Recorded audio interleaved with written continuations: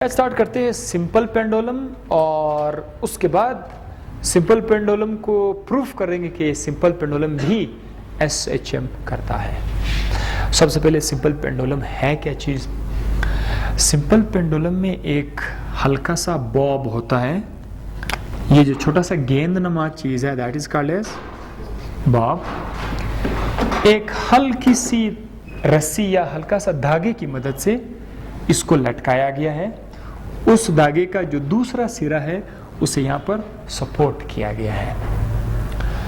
अब ये आपके पास एक पेंडुलम आ जाता है। याद रखिए जो धागा है ये इनएक्सटेंसिबल है, मतलब ऐसा धागा नहीं रबर की तरह छोटा बड़ा हो जाए, ये बिल्कुल इसमें एक्सटेंशन नहीं होती।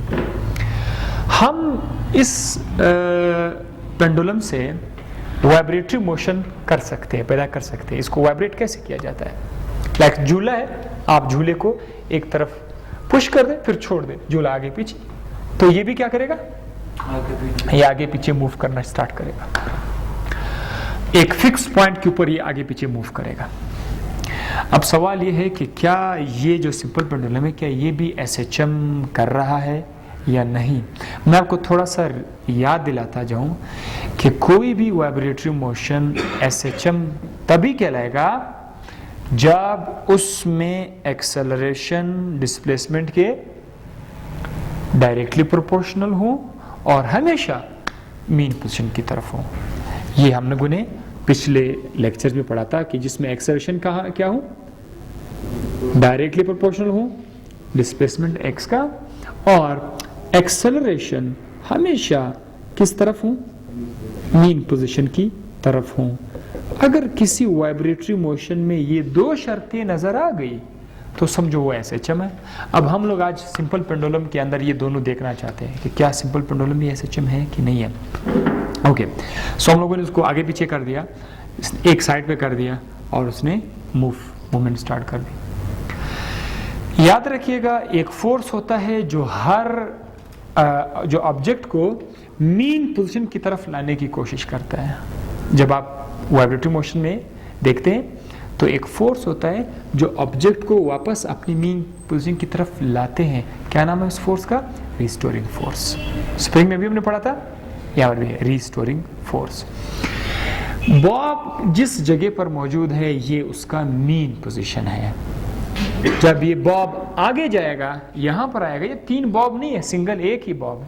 जब इसको यहां पर लाओगे तो रस्सी की पोजीशन कुछ इस तरह हो जाएगी, बॉब यहां आ जाएगा और यहां इसका नाम है एक्सट्रीम पोजीशन। ठीक है, फिर वापसी पर इधर पहुंच के मीन पोजीशन और अपने दूसरे एक्सट्रीम पोजीशन पर आता जाएगा। बॉब के ऊपर हर हालत में दो फोर्सेस एक्ट कर रहे हैं। यहां पर एक इसका वेट है W = mg और एक इसके ऊपर टेंशन है। रस्सी ने जो है इसको ऊपर की तरफ खींच रहा है ना, तो रस्सी के अंदर क्या है? टेंशन। अच्छा, टेंशन वो वाली टेंशन नहीं है जो आप रोजमर्रा लाइफ में परेशान हो जाते हैं। टेंशन का मतलब ये एक किस्म का फोर्स है।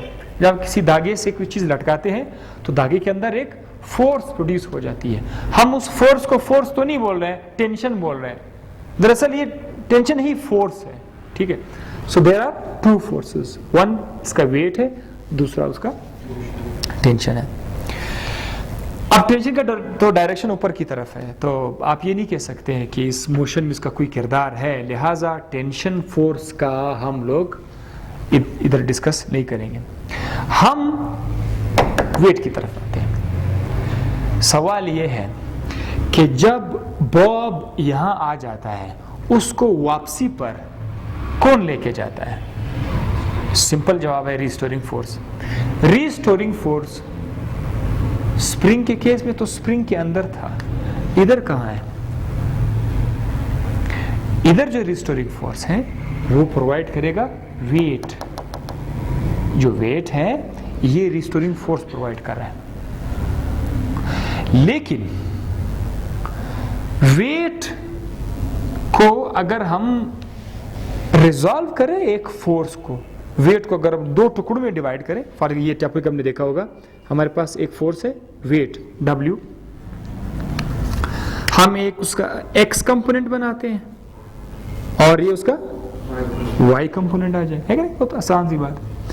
ये जो x कंपोनेंट उसको हम लोग wx बोलेंगे और ऊपर को wy बोलेंगे। x कंपोनेंट हमेशा cos थीटा के साथ बोला जाता है, y कंपोनेंट हमेशा sin थीटा। तो ये पिछली ऐसे लेक्चर में मैंने कई बार आपको बताया होगा।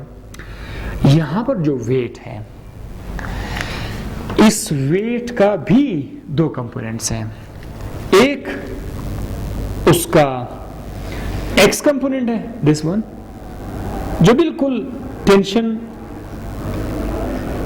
के एंटी पैरेलल आ रहा है। इसको हम लोग क्या नाम देंगे? x component, x component of the w।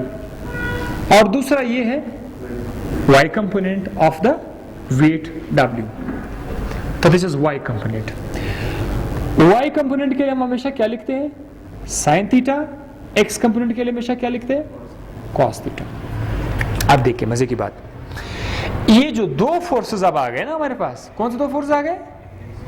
एक wx, एक wy, दो फोर्सेस हैं। तो इन दो फोर्सेस में से कौन सा फोर्स रिस्टोरिंग फोर्स होगा? तो बताते हैं आपको। ये जो x कंपोनेंट है, ये टेंशन के साथ अपोजिट डायरेक्शन में है। सो इसका डायरेक्शन इसका अपोजिट है, तो ये टेंशन जो फोर्स है ये इस x कंपोनेंट के साथ हट जाएगा। ये दो फोर्सेस एक दूसरे को क्या कर देंगे? कैंसिल कर देंगे। टेंशन और वेट का जो x कंपोनेंट है ये खत्म हो जाएंगे, तो हमारे पास एक ही फोर्स बच गया, ओनली वन फोर्स, वो है y component of the weight. So wy को क्या बोलते हैं? w sin theta, w sin theta. w का फॉर्मूला क्या है? mg। सो हम लोग लिखेंगे mg sin थीटा। तो ये जो लाइन आपको नजर आ रहा है, ये लाइन दरअसल क्या होगा? mg sin theta. अब हम दिखा देते आपको कि अब इतना हमें पता चला, यहां पर मैंने लिखा हुआ है कि mg cos theta is anti-parallel to the tension, so they will cancel each other. Now only mg sin theta component of the force is providing the restoring force. अब आपका restoring force Fr किस चीज के बराबर है? restoring force आपका किस चीज के बराबर है? mg sin theta। ये आपका restoring force है। पहले हमें पता था restoring force प्रोवाइड कौन करता है? वेट। बाद में पता चला कि वेट के दो टुकड़े हैं, कौन सा कंपोनेंट रिस्पॉन्सिबल है? उसका y कंपोनेंट, और y कंपोनेंट के साथ mg sin थीटा। सो ये आपका रिस्टोरिंग फोर्स है। आ गया आपके पास रिस्टोरिंग फोर्स। ये रिस्टोरिंग फोर्स इस बॉब को आगे पीछे लेके जाएगा। जब बॉब यहां से मीन पोजीशन की तरफ आ रहा होगा तो उसका डायरेक्शन इस तरफ होगा, और जब बॉब यहां से आ रहा होगा मीन पोजीशन की तरफ तो उसका डायरेक्शन मीन पोजीशन की तरफ होगा। रिस्टोरिंग फोर्स का डायरेक्शन हमेशा किस तरफ होता है? मीन पोजीशन की तरफ होता है। और डेफिनेटली एक्सेलरेशन का डायरेक्शन भी उसी तरफ होगा जिस तरफ फोर्स होता है। तो आइए मैं आपको थोड़ा सा प्रूफ कर लेता हूं कि क्या ये SHM है या नहीं है। हमने इसके अंदर वो शर्तें देखनी है। सो इसको पढ़ाने के लिए मैं एक फोर्स लेते हैं, रिस्टोरिंग फोर्स आपका इधर -mg sin थीटा। माइनस का निशान क्यों लिखा है ये बहुत ज्यादा जरूरी है। बिल्कुल, क्योंकि जिस तरफ डिस्प्लेसमेंट है इस फोर्स का डायरेक्शन उसके अपोजिट है। मतलब अगर बॉब ने इस तरफ आना है, जाना है, राइट, तो रिस्टोरिंग फोर्स का डायरेक्शन अपोजिट होता है। इसीलिए हम लोगों ने क्या किया? माइनस का निशान इधर लगा लिया। डिस्प्लेसमेंट यहां कहां से कहां लेंगे आप लोग? जब ये बॉब यहां से चलता हुआ यहां पर आएगा तो हम उसको बोलते हैं डिस्प्लेसमेंट। थोड़ा सा टेढ़ा लाइन आ रहा है, हम उसको सीधा कर देंगे। जब उसको सीधा कर देंगे तो इसको हम लोग क्या लिखेंगे? x। This is your displacement. -mg sin theta आपका एक फोर्स है। सेकेंड लॉ ऑफ मोशन में फोर्स का अपना फार्मूला है F = ma। ये सेकेंड लॉ में फोर्स का फार्मूला है। और ये हमारे पास स्टियरिंग फोर्स का फॉर्मूला है। जब हम इन दोनों इक्वेशन को कंपेयर करेंगे तो हमारे पास आ जाएगा ma is equal to minus M G sine theta. ये मास के साथ कैंसिल हो जाएगा। Acceleration is equal to minus ji theta. ये साइन थीटा को थीटा इसे लिखते हैं कि जब एंगल बहुत छोटा हो हमारे पास, एंगल जब स्मॉल हो तो उधर आप बड़े मजे से साइन थीटा की जगह सिर्फ थीटा लिख सकते हैं। कब अगर एंगल स्मॉल हो, ठीक है। तो अब a is equal to minus ji theta. Minus g को आप अपनी जगह पे छोड़ दें। अब हम आपको बता देते हैं थीटा कहां से आया और कैसे आया। इसको अगर हम नेक्स्ट वीडियो में बता दें ताकि टाइम हमारा सेव हो जाए। Next video